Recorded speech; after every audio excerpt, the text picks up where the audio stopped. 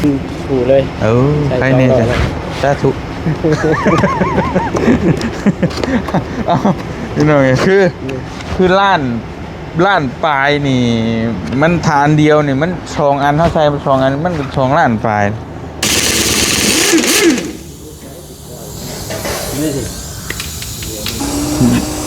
กับเบรกหรือว่าฟ้าเบรกทางไทยเพิ่นเอิ้นเปลี่ยน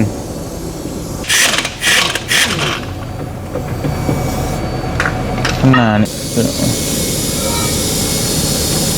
ได้บ่มันต้องได้เป็นเกียร์อีก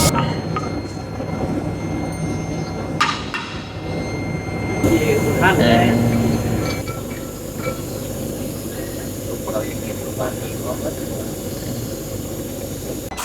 มึ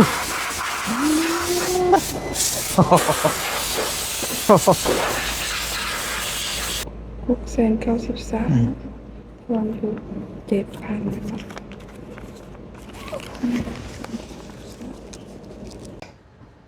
เนาะ1 ล้าน1,700,000นั่นแหละพี่น้อง1,700,000ก็ประมาณ3,000 บาท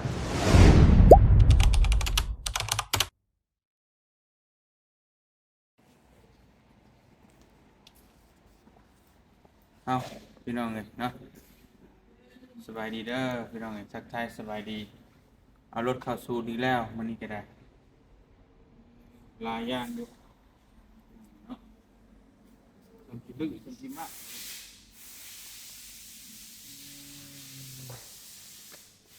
เป็นดุพี่น้องเลยรถก็ได้โอ้ยเนาะเบรกกระเบิด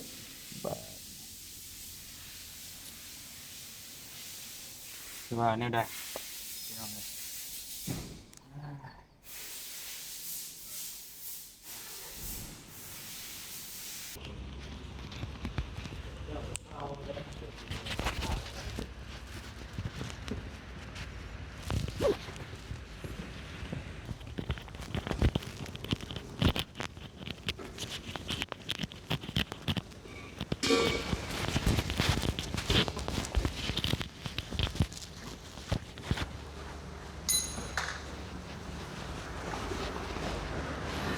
เอาอีกแล้วพี่น้องเอ่ย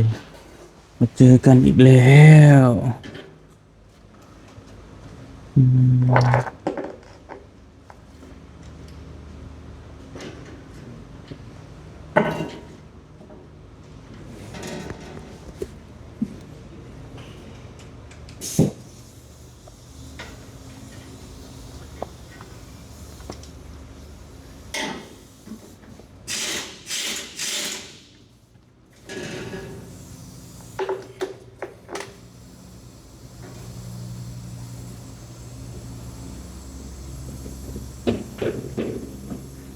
จะได้เข้าแล้วก็อยากลามอันนี้จะบุกเข้าพี่น้องเลย บุกเข้าก็บ่ได้โอ้ยเนาะอันตรายชิบาได้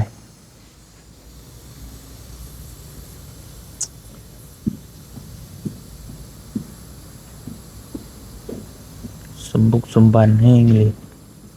ดิบดาฝนใส่ได้เนาะน้อยนึง น้อยหนึง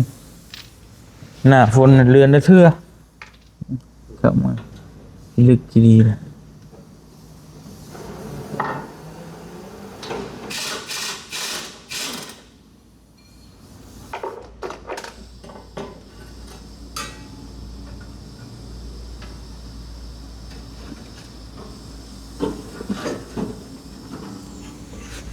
นี่ก็เบรกหลังเบิดตัวหน้ายังอยู่เนาะ ด้วย ครั้งนี้มันเล่นใช่นะก็จะจับเบิ่งให้นี่มันมีตัวใดคอนตัวใดหยังบ่แต่บ่มีแล้วก็แล้วอืม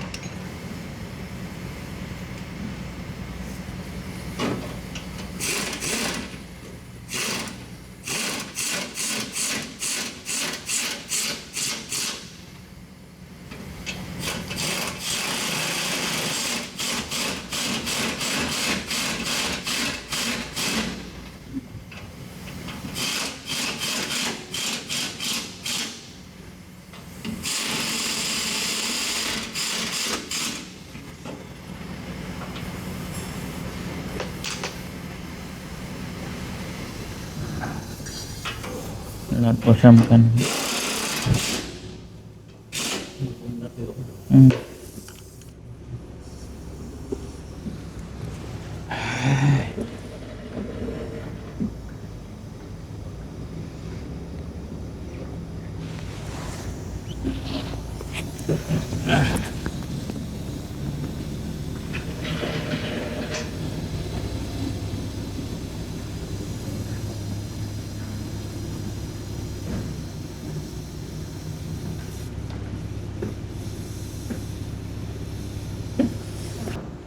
จะได้เสร็จแหละในห้องเครื่องก็เป็นจะเบิ่งเด้อ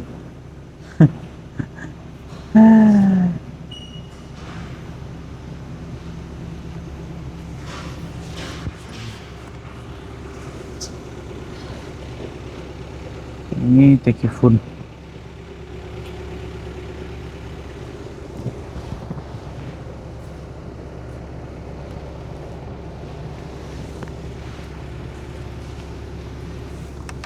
แบตนี่เขาเช็คมึงได้บ่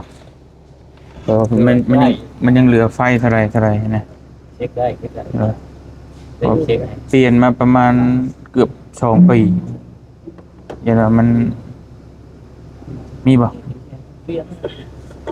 กลับเลยครับ มีก็เปลี่ยนเฮ็ดได้มัน เป็นอารมณ์ เท่าไรราคา ลาด ค่อยๆเว้าก็ได้ บอกค่อยเว่าให้กระเจ็บคือเก่า ลาด3 แสนปลาย ล้าน300,000คู่เหรอคู่ละอันหนึง มันเป็นกลับครับมันแน่ใจว่า อ่า มันสิแยกถ้าเป็นเอาลงตัวจริงก่อน พี่น้องเอ้ยค่อยๆเว่าอย่าตกใจนะ ยันแมนยันแมนครู คู่แหละเนาะเอ้ย ยันแมนมันเป็นกราฟเบิร์ด4เบิร์ด2รอบครับนี่ อืม อันมันแยก โอ้แย่กัน อันกราฟละตีน นั่นแหละมันล่อไป2 ล้านปลายบ่ได้ 2 ล้านไป เมื่อยเลยพี่น้องเอ้ยเนาะเอ้ย สายลุยเนาะ สิว่าลุยบ่ลุยก็เบิ่งนี่แหละสภาพนี่แหละพี่น้อง เบิร์ดเป็นครูจนอันนั้นเป็นส่วนถ่ายรูปก่อน เห็นอยู่บ่ เห็น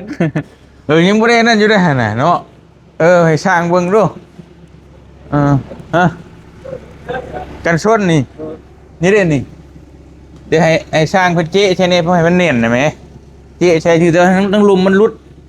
เอายังใช่ก็ได้พอได้ให้มันเน่นอันนี้มันนอนเจออันนอนเจอเออร้อยรถไปเบิดแหละนั่นไง สภาพลุยเนาะเป็นครูลงหัวเป็นดึกขนาด ไปได้เบิดเป็นยังไง1.9นี่เพิ่น ไปในเบิร์ดกับเจ้าของไง โดย เจ้าของลอยเราจะลอยนะ อันนี้มันแหละเห็นบ่นี่เอามาใช้นี่แรปเตอร์พุ่นนี่ใช้ลอกเบิดเลยพี่น้องเอ้ย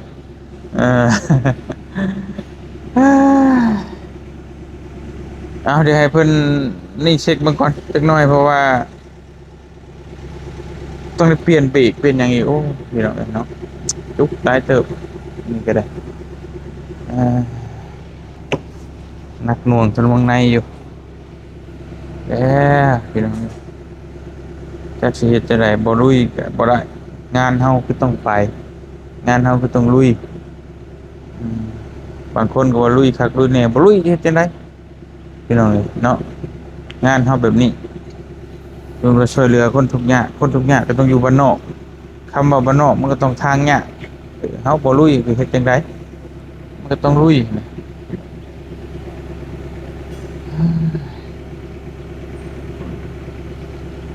จังว่ากันให้เพิ่นเช็คให้ก่อนหลายอย่างหลายนิ้วอยู่โอ้ยเนาะเบิดมือแล้วมื้อนี้ก็พี่น้องบ่ง่ายดอกคำพุ่นแหละที่แล้วดูบ่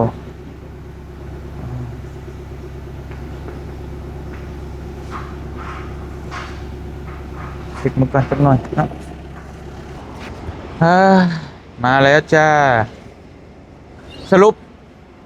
เป็นคู่หรือเป็นขี้ เป็นครูเลย ใครเนี่ยจ้ะสาธุเอาพี่น้องคือล้าน ล้านปลายนี่ มันฐานเดียวนี่มัน2 อันเท่าใส่2 อันมันเป็น2 ล้านปลายอันนี้ ยังกับเดียวเป็นใส่2ล้อเลย อันนี้ก็ยังว่าถ้ามันกลับหนึ่งนี่ล้านปลายนี่ใช้ได้2 ตีนก็ยังใครอยู่นะเนาะ มาเป็นเสร็จ อืมสาธุสาธุบ่ไหวละช่วงนี้มันช็อตละสาธุ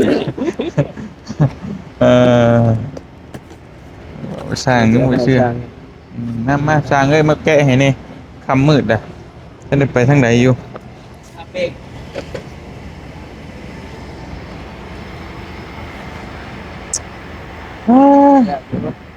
ไปขึ้นเรือบ่คือว่าไปไหน แม่นสิไปเชฟโปนแต่สิลงเชกองเลยว่าเอามาเช็คเบิ่งเปลี่ยนเนาะเปลี่ยนหลายอย่างหลายแนว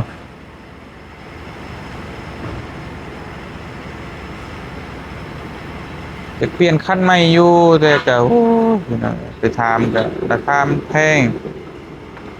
ตัวเตียงก็มีเงินอยู่ดอกจักก้อนหนึงแต่ว่าเฮาว่าสิไปเทิร์นเอาคันใหม่ก็ได้อยู่แต่ว่าเฮาก็อยากเก็บไว้เพราะว่าช่วงนี้ก็แม่ก็ป่วยนี่จะแแม่เที่ยวเข้าหมอดุแล้วบ่มีเงินปัวแม่บ่มีเงินรักษาแม่ก็ใช้คันอีเฒ่านี่ไปก่อน 3 ปีไป4 ปีเลยรถปี2022มันนี่ปี2026มัน4 ปีละพี่น้องเนาะซึ่งมันก็เติบหนึ่งและ4 ปีนี่ขี่ตลอดบ่ได้พักจักมื้อเลยมีแต่ไปก็ไปพี่น้อง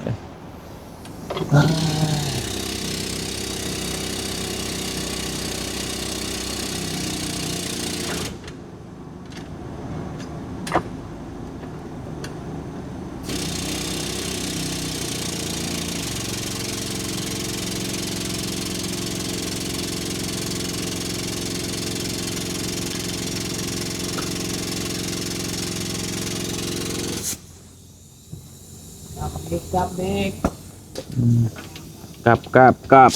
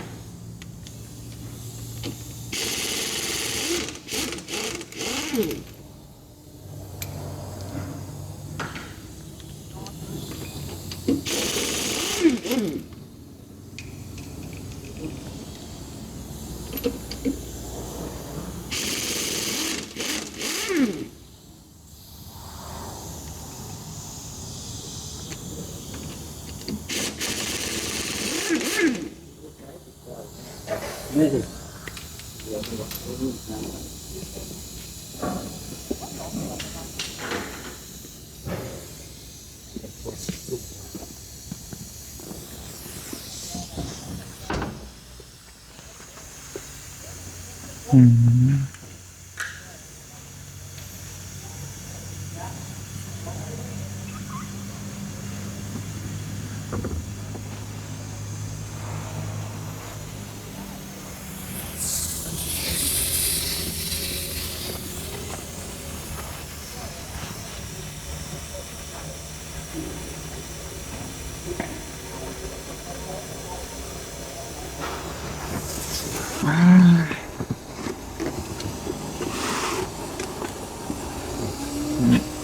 กับเบรกดูบ่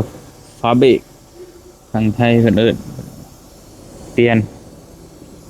ยนใหม่ยกสุดเลย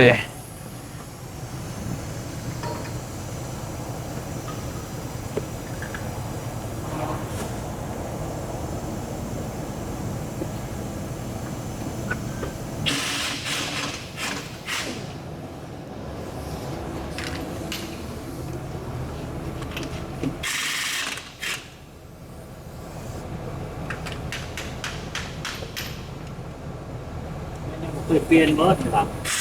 ย่างเลยก็เปลี่ยนแล้วว่าตัวนึงจำบ่ได้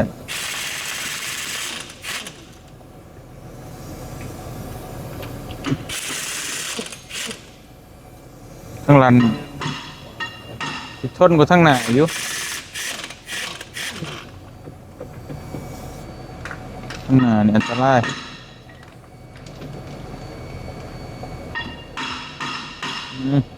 ใส่แล้วทั้งต่ำมาก่อนใส่เลยอ๋อ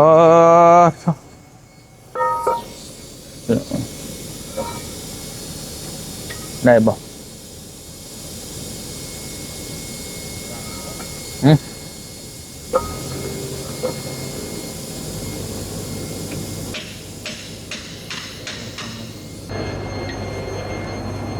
บอกมันต้องได้เป็นเกียร์อีก เย่คุณท่านเลยโอ้ยฮะดังวะเขาทำดัง หืม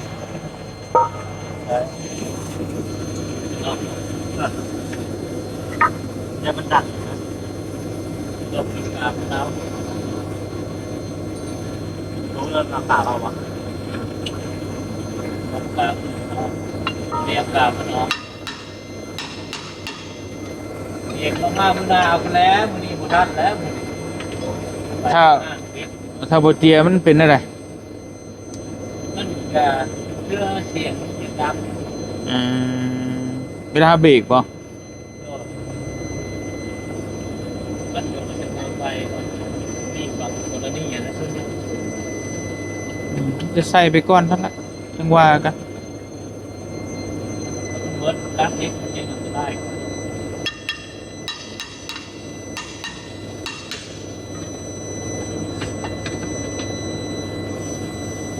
เกียร์ก็บ่ได้แล้วห่านกับปิดอ่ะ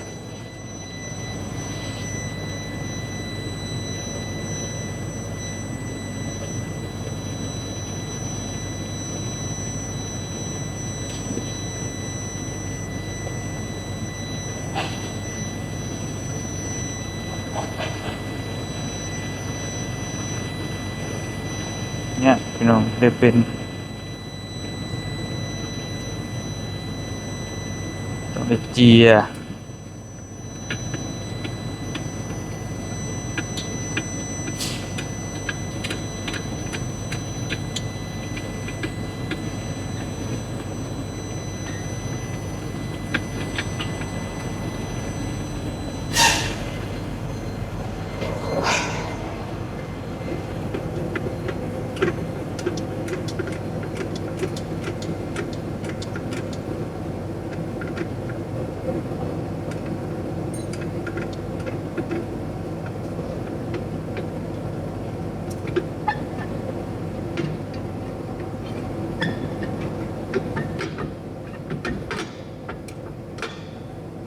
จึก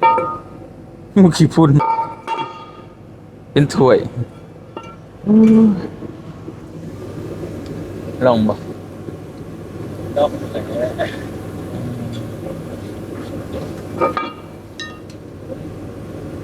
มันคือชั้นในเบิดเนาะ ว่า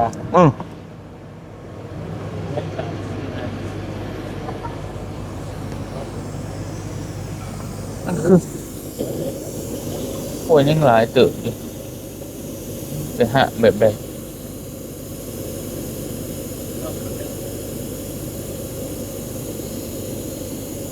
แล้วก็ได้ชอบผมคือเหมือนกับลิฟต์ เออ เราอย่างนี้ประมาณนี้ว่ามัน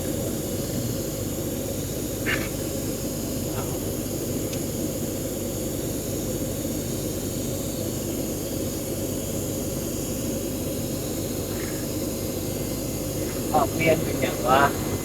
ได้อยู่บ่ล่ะ ได้อยู่ อืม แล้วเข้าบริจีเนี่ยส่วนเรายังบริจี ก็ได้ จริงๆในชาตินี้มันใส่เขาเปลี่ยนแล้วเนาะ อืม ให้ขึ้นจริงๆนะนี่จะคัดอันนี้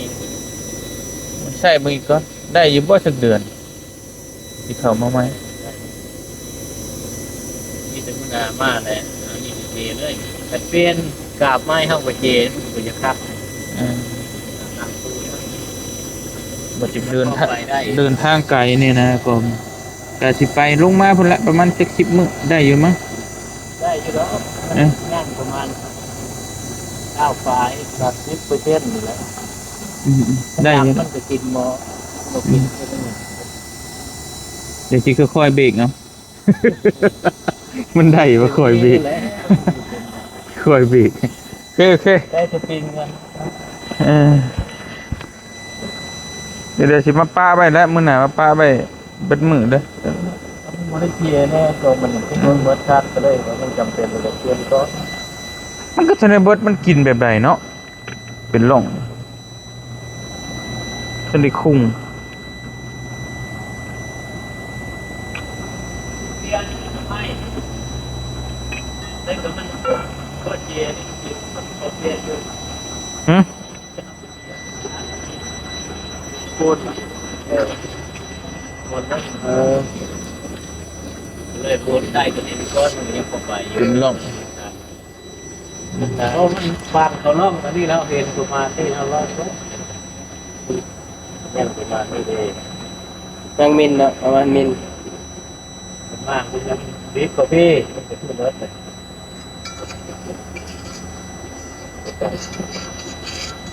ดีฮะกำลังมามื้อหน้าก็นั่นเลย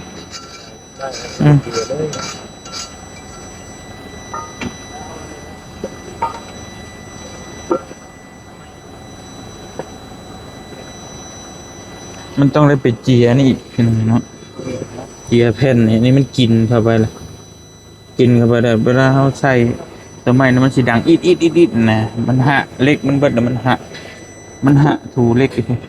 ตัวหน้าแต่ก่อนบ่เตียงก็เปลี่ยนเลยเปลี่ยนเบิดนี่เลย8ลาก2อันน่ะ4ละแล้วนี่คือว่านักมีตัวเวลามันเบิดแล้วพอสิเอาไปให้หั่นลงกึ่งเขาถ้าเจียใหม่แต่มันก็ใช้เวลาเนาะอยู่ในนี่บ่มีเฮ้ยพี่น้องเอ้ย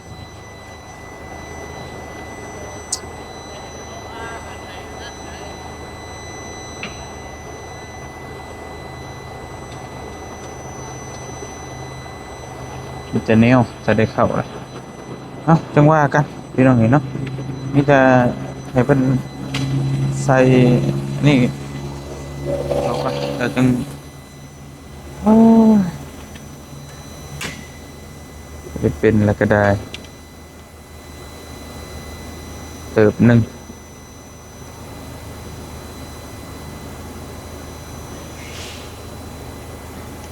นี่ก็เป็นย่ามแรงแต่ย่ามฝนนี่ให้เบิดไว้กว่านี่พี่น้องเอ้ยให้กินไว้ว่าบ้าไปเดือนหนึ่งมันเถื่อเบิดละเปลี่ยนเบิดเปลี่ยนอยู่หันละบ่ง่าย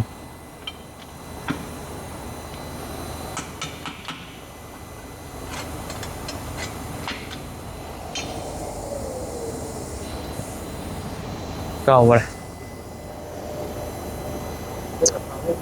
ฮะเอาเลยฟันกุ้มเอ็ดมือ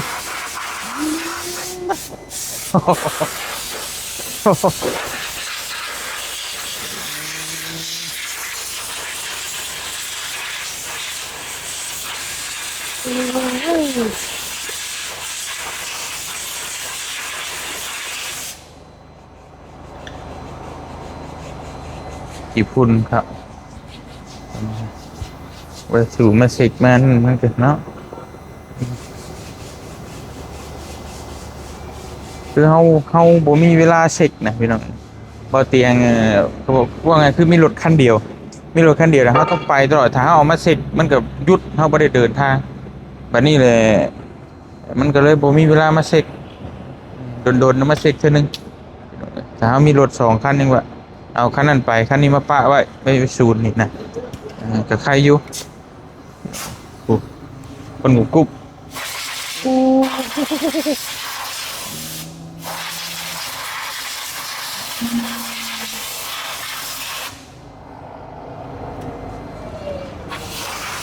กระโดดกระดิ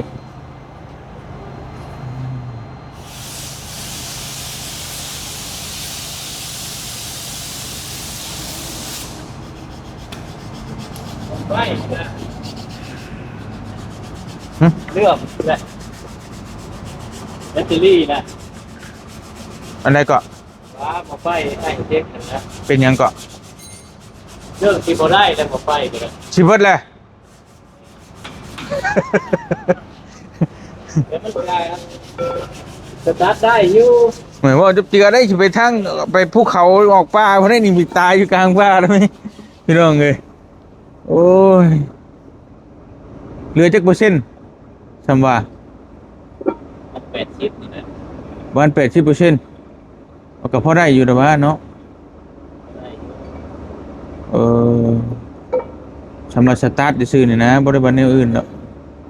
สตาร์ทนะ อืม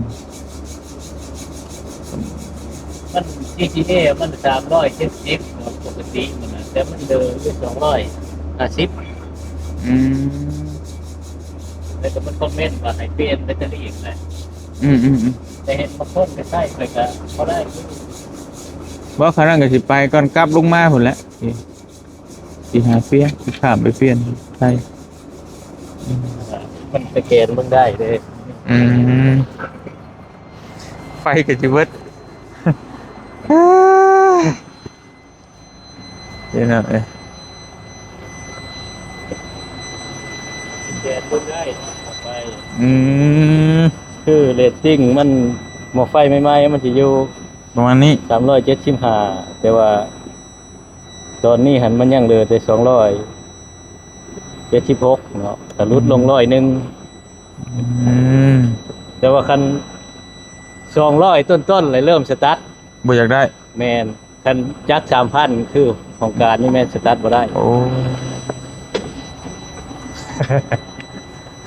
โอเค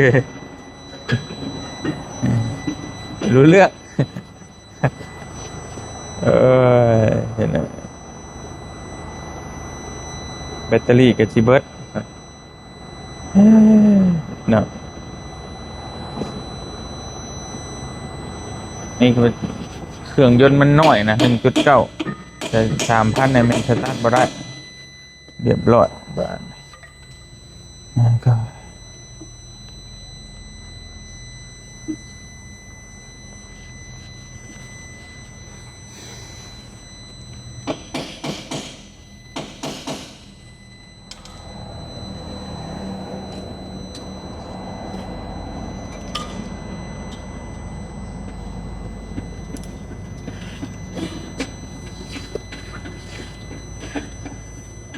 เลยเด้อ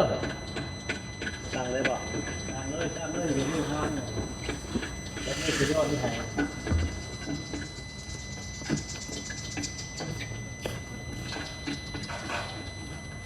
โชคเจ้าอยู่ที่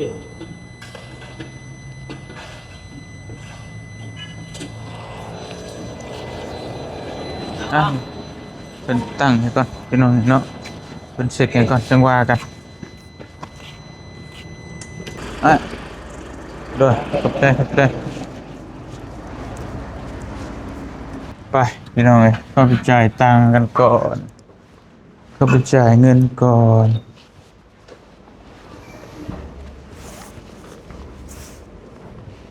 เย็นเป็นไง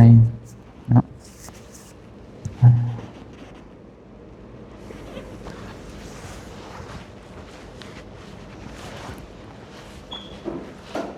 นี่เครื่องจักร2,500ตัวรุ่นเก่าอันเป็นอย่างนี้เนาะแต่รุ่นนี้เดี๋ยวนี้บ่มีแล้ว2,5004สูบตัวนี้สิเฮงสบายดีจ้าเท่าใดน้อง 1,600,000 ล้านหกเลยล่ะ1,600,000กี่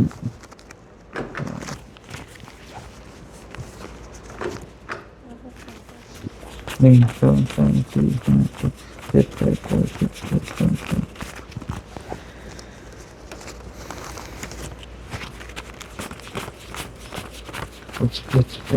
10 11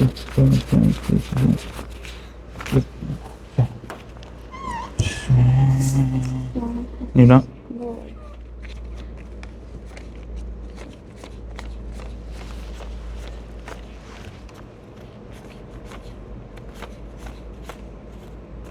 693,000ทวนอยู่7,000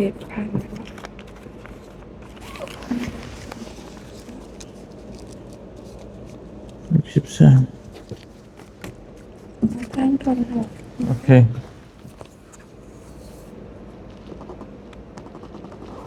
โอเคฮะเอาตัวไหนเอาตัวนี้โอเคไปพี่น้องเลยฮะเท่าไหร่นั่นแหละ7,000กีบ10 บาทเออตั้งทอน10 บาทให้ทิปก็ได้10 บาทเขาบ่มีเขาก็มีน้ำใจอยู่พี่น้องเนาะไปเนาะ1 ล้าน1,700,000นั่นแหละพี่น้อง1,700,000ก็ประมาณ3,000 บาทเนาะ3,000 กว่าบาทเนาะอ่าไปบ่เตียงก็ขอตัวเดินทางไปเวียกไปงานต่อกันพี่น้องเอ้ยค่ำละจักสิได้ใดละเนาะเสียตังค์อีกแล้วพี่น้องเอ้ยนี่จะแนวโอ้ยเงินเดือนออกYouTube ออกก็ฮู้ด้วยนะพี่น้องเสียรถไปอยู่ดีมีแฮงเบ่ทุกผู้ทุกคนสบายดีเด้อพี่น้องเด้อบ๊ายบาย